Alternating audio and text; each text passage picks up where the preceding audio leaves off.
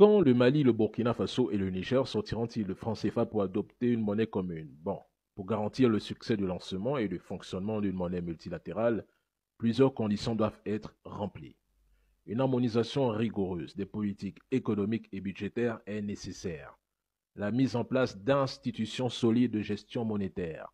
L'instauration d'un marché commun intégré car la libre circulation des biens, des services, des capitaux ou même de la main-d'œuvre stimule la croissance économique et renforce la coopération régionale. Puis, mettre en place des mécanismes de surveillance et de résolution de crise.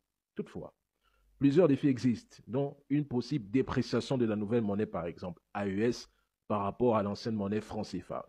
Il faut aller mollo mollo. Une chose est certaine, le Mali, le Burkina Faso et le Niger vont bénéficier d'avantages significatifs.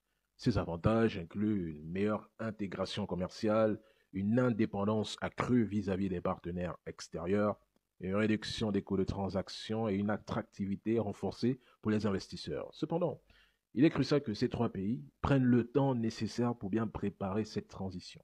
Attention, une sortie précipitée ne serait pas bonne, mais du tout pas bonne.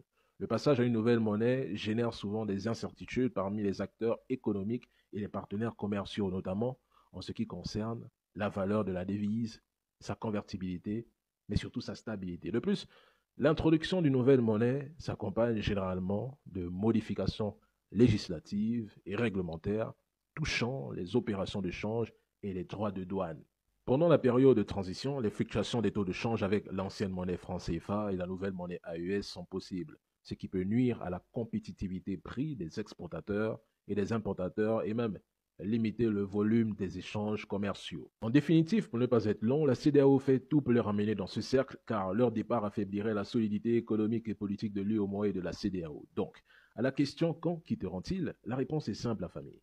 Ils ont des experts et ils sont pleinement conscients des enjeux. Ils disposent d'une équipe bien préparée pour gérer cette transition. Au moment opportun, ils sortiront et ils nous informeront. Pour l'instant, cessez d'être pressés. La route vers le succès n'a pas de limite de vitesse affichée. Donc, patience.